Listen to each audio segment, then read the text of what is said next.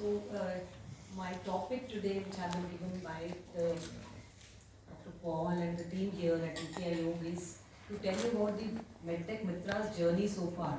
So before I dwell into the journey so far, that is the journey of just 8 months of its launch from December 25, 2023 to what we are today. I will first of all I would like to briefly tell you about the medtech mitra and what are the how the torch bearers can really we can really help the innovators to surpass the valleys of death.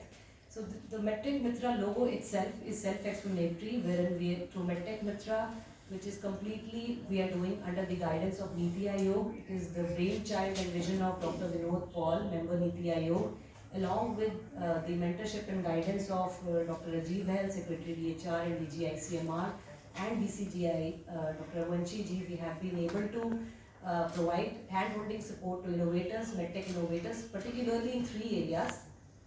One is towards helping them with the clinical validation, regulatory strategy facilitation, and uptake of new products. As sir mentioned, that these are the 3 areas which when we talk to innovators multiple times for so many years, we came to know that with the advent of the regulations came into picture last year, every device is now regulated, and how to develop a regulatory compliant product which is innovative was really challenge for the innovators. So medtech mitra is providing hand-holding support. Particularly, we are trying to build bridges and therefore make a highway for the innovators so that they can surpass the valleys of death. And we are providing hand-holding support to the innovators for regulatory strategy streamlining. For our team ourselves sit with these innovators and help them draft their clinical study protocols, preclinical study protocols. ICMR works with them, intent team works with them to develop and conduct those clinical or preclinical studies for them. And even though technologies wherein the manufacturing license has been received, our team at DHR as part of medtech mitra would sit with them and help them do health technology assessment of those devices, which is very much important to do cost effectiveness analysis of those products. And we also need to have guidelines to ensure public procurement of those products. So scale up and public procurement is also one of the main areas wherein medtech mitra is trying to provide hand-holding support. You can see the width of medtech mitra below these valleys is the extent of support that we are trying to provide against each valley.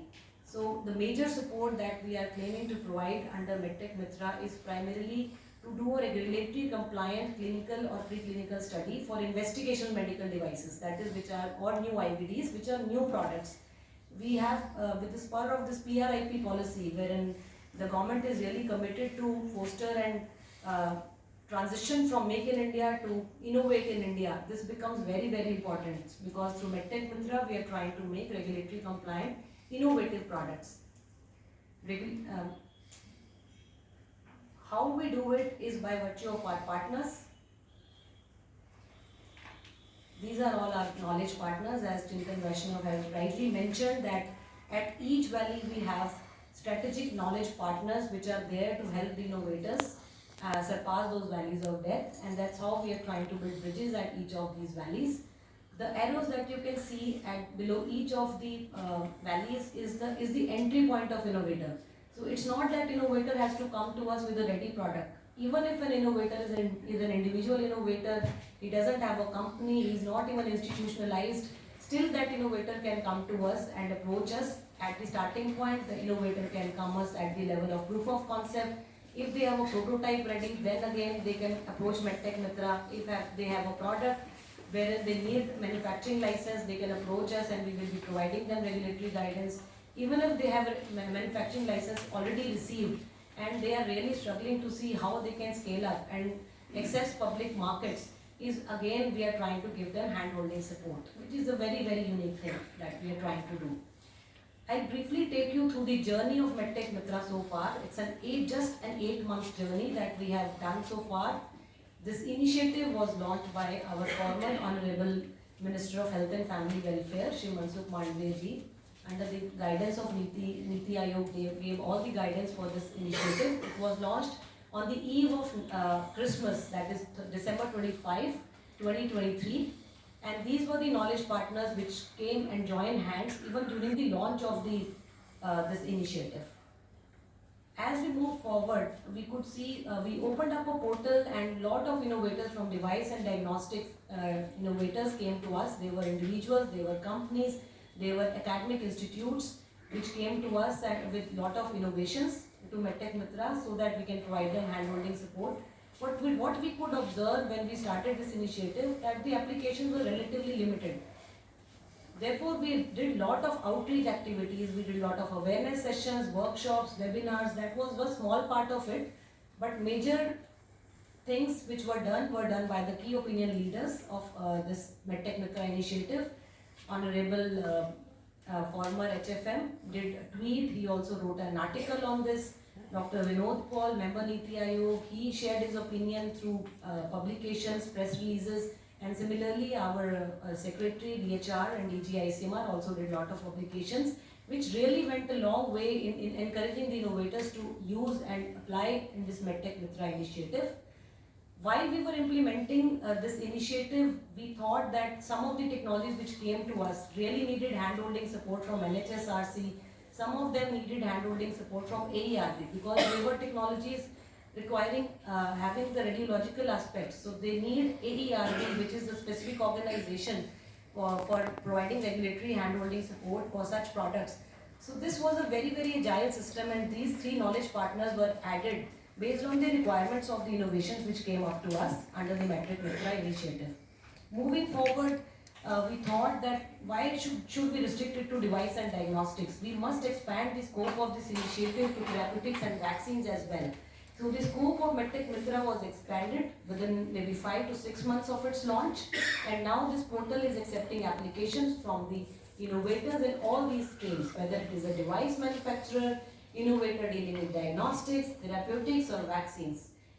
When we completed our 6 months, we requested Dr. Paul and our leaders here in this room to launch the advanced website of medtech Mitra, because we thought that the website should be advanced, the application should be made more robust. And then we presented, our Honorable Secretary presented 6 months report on what has been done, what is the kind of hand-holding support we have provided. So there was a 6-month review that happened during this meeting.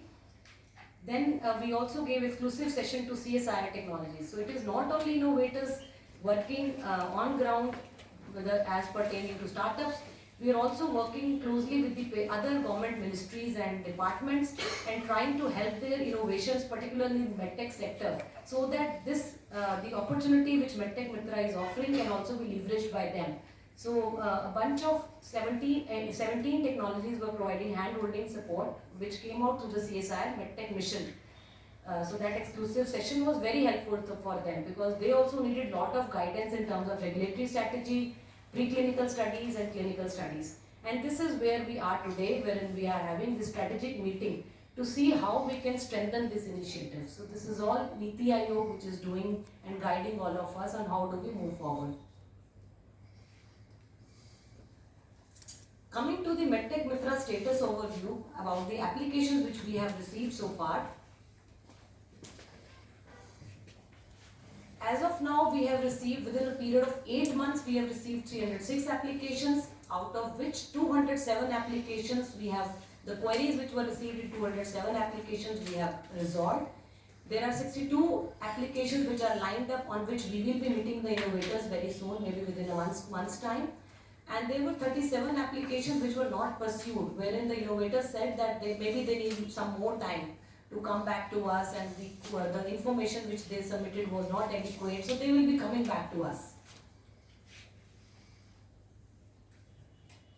While now coming to the applicant type, most of the applications that we received were from the startup innovators. So out of 306 applications, 149 of such applications were from the startup innovators. 71 applications were from the companies which were established companies. 44 applications were from the academic institutes. And interestingly, 42 applications were by the individual innovators. Now, coming to the type of technologies, within these 306 bunch of innovation technologies or innovators who approached us, major applications which came to us pertain to medical device applications. So 204 applications were pertaining to the medical device inventions, 94 were about the in vitro diagnostics, Seven were drugs, and one was a vaccine candidate which came to us. The table below also shows the distribution of Make in India products which came to us for handholding support versus innovative technologies, wherein you can see that the innovative technologies and applications pertaining to innovative technologies were relatively less, but the technologies wherein predicate device, as the CDSU says, which has been approved by CDSU in India, came to us were relatively more. So 135 in case of devices were the devices which came to us had predicates, while 69 were the innovative devices. Similarly, 35 were new IVDs from the breakup of the 94, and 59 were the IVDs when predicate was available. Whatever innovations come to us, all the stakeholders which are sitting in this room, including all knowledge partners, sit together and talk to innovator 101. But after that meeting is convened, that's just the starting of the discussion. The queries are further assigned to our knowledge partners, who would then do detailed meeting with these innovators. So this is the breakup of how those innovations were then given to different knowledge partners. 148 queries were then and there almost sorted by the regulator, because most of these queries, or most of the innovators needed guidance on the regulatory strategy. So 148 innovators were referred to regulator. In fact, in that meeting itself, most of the queries were resolved because the regulatory strategy was made very well clear to them. Lot of dedicated meetings have happened by the other partners, and the work is in progress. As Dr. Chintan Vaishnav mentioned, and we are very happy that this kind of a meeting, big meeting, is just the tip of the iceberg. So such big meetings we have convened so far as 20. But below that is the whole mountain of the meetings within 8 months which we have conducted. So far, the entire knowledge partners have convened 70 such meetings. These are very, very detailed meetings wherein we would sit with the innovator, try to understand their status, provide them real hand-holding support, and see that their problems are really resolved. So this is a complex mechanism by virtue of which we are trying to engage with the innovators. Now coming to the status update of where we are, our DG and Dr. Paul would always mention, including the DCGI, that it's not just the starting. What we are giving to the innovators as part of these meetings is just the start of our work. We really need to work with the innovators and understand what is the real status of those technologies. Our mission is that the innovators which come to us at idea stage should ultimately reach out, should go to TRL 7, 8, 9, wherein those products can be made available for use by public. They should be scaled up technologies. So that's the real intent of medtech Mitra. So for all the innovations, we would talk to the innovators and try to understand what is the actual help we could provide them. And if they are struggling with some kind of a support, additional support which is needed, how can we help them? So our tagline is always, we want to be friends with the innovators, and we always ask them how we can help them. So 61 technologies came to us at very, very early stage. They were at idea stage. But still we were very, very generous. The regulator, both the deputy drug controllers would sit in that meeting under the guidance of DCGI. And all these 61 innovators early on have been provided guidance on the regulatory strategy. So you can see that all 61 innovators were provided guidance on regulatory strategy. 11 of those technologies were provided hand-holding support by Atal Innovation Mission, niti, aayog, wherein 4 of those innovators were provided help in terms of incubation support. Atal Innovation Mission has a bunch of huge lot of Atal Tinkering Lab and Atal incubators across the country. So they were very generous and kind enough to facilitate incubation of these startups within their AIM. They also helped these innovators to get DPIIT registration. 5 of such innovators were provided this kind of technical support. They also facilitated industry partnership for 2 innovators. 3 technologies were very new, and the innovator was really struggling that how do we identify the standards of these devices. They were not aware, and they really needed help. So these 3 innovators were referred to, these cases were referred to BIS, and they are making the standards for these innovations so that they can be taken to the next level. Out of 61 innovations, 4 of, when we talked to these innovators 101, they said that they came to us at ideation stage, but with the help of medtech Mitra within this period of 6 months, 6 to 7 months, they have been able to establish proof of concept for their technologies. 95 innovators came to us on the second Valley of Death, wherein at the POC stage, and 70 such innovators really needed hand-holding support in terms of regulatory strategy, regulatory facilitation on what is the regulatory strategy for those innovations, and the regulators were able to give them that guidance during this meeting, and a detailed write-up was given to all of these innovators 101 on their regulatory strategy. The entire regulatory pathway was delineated for them. 13 technologies needed pre-compliance gap analysis and testing. There came the role of our knowledge partner AMTZ. 13 technologies were given to them. For one innovator, they could give CapEx support for manufacturing, and this innovator is now housed at AMTZ campus. For rest 12 technology, standards have been identified. What are the tests applicable? It has been identified by AMTZ, and they will be conducting the tests under their facility soon. So out of these 95 innovators, with the intervention of medtech Mitra, 10 innovators could receive test license. So that's a very, very important thing, which is an outcome of this 6 months journey which we had with these innovators.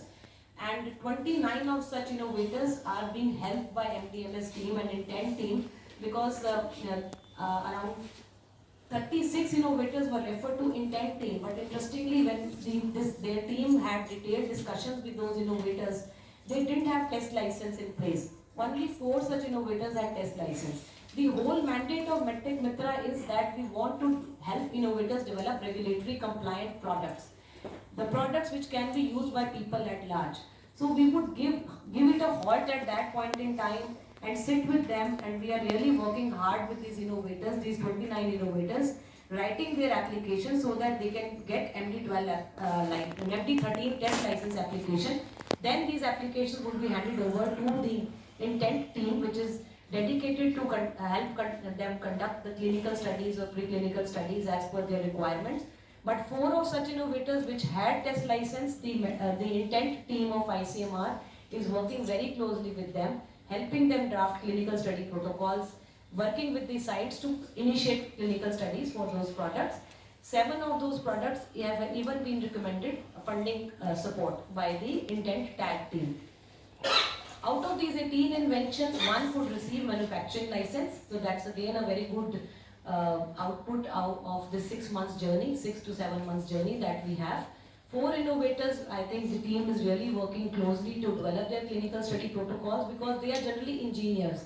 These engineers really need help from the medicals, and our team at ICMR consists of medical doctors along with the technical experts who are domain specific experts. So they are working with them, sitting with them, helping them draft clinical study protocols.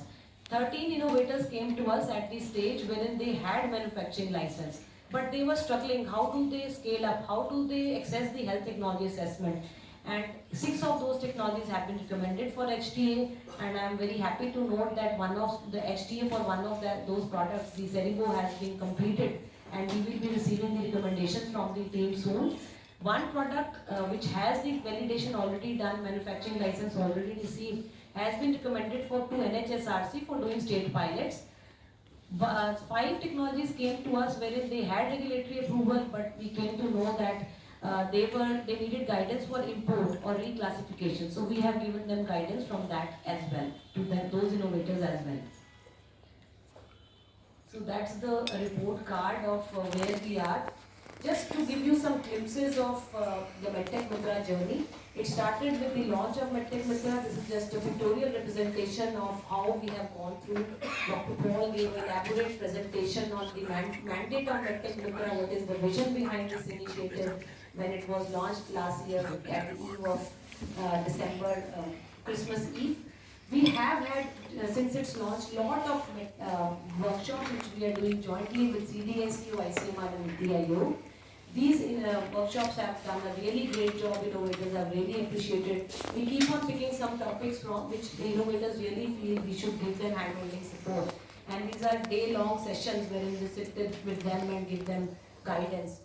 This is the exclusive session which we did for CSIR technologies. The CSIR entire team came to ICMR, and DGICMR was also there sitting. We talked to them and gave them support.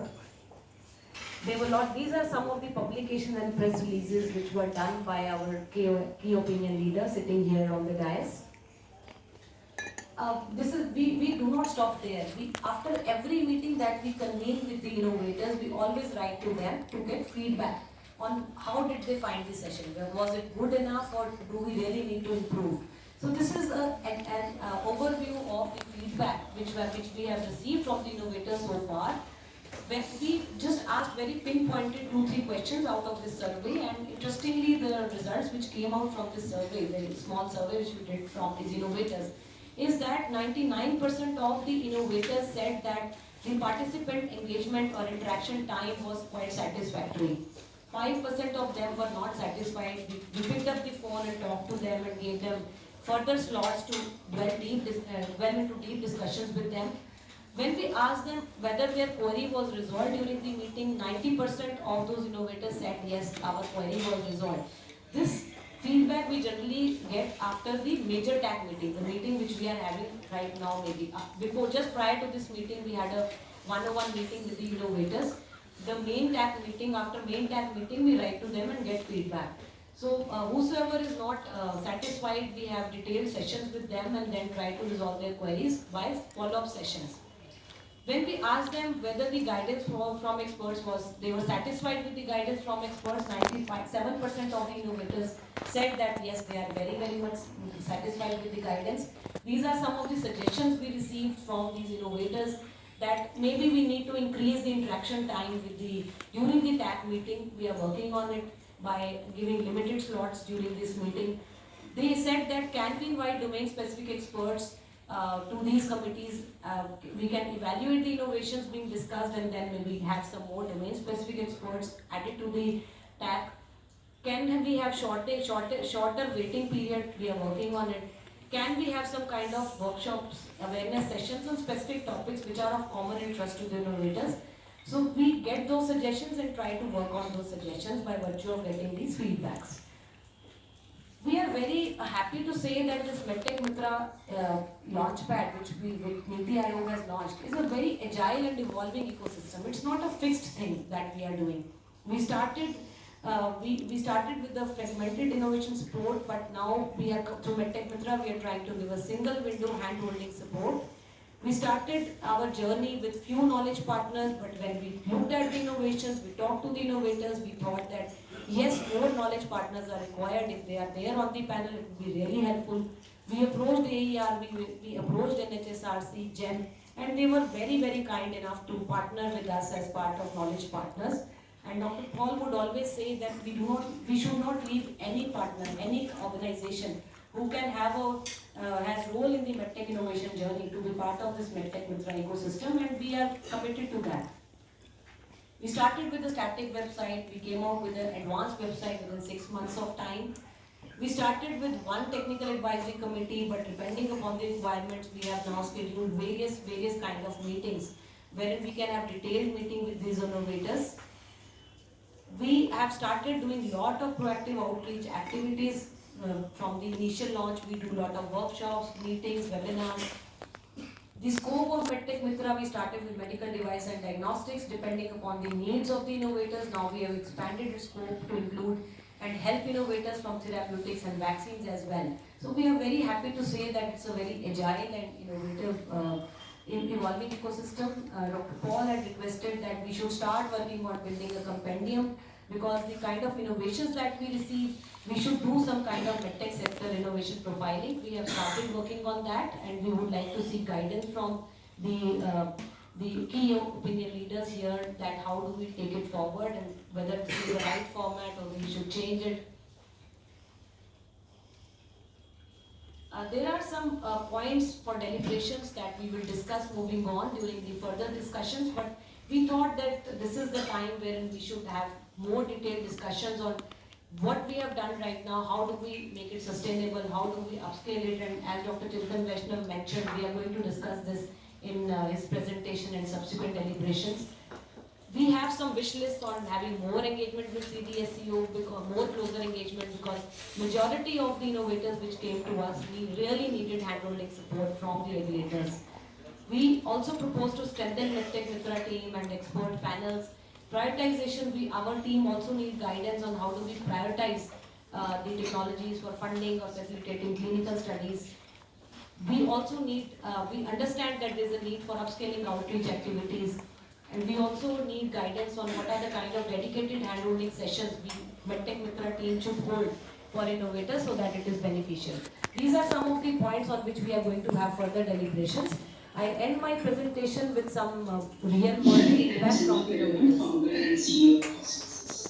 We had approached medtech Mitra to understand more about the clinical investigations and regulatory pathway required for our device CanScan in Europe.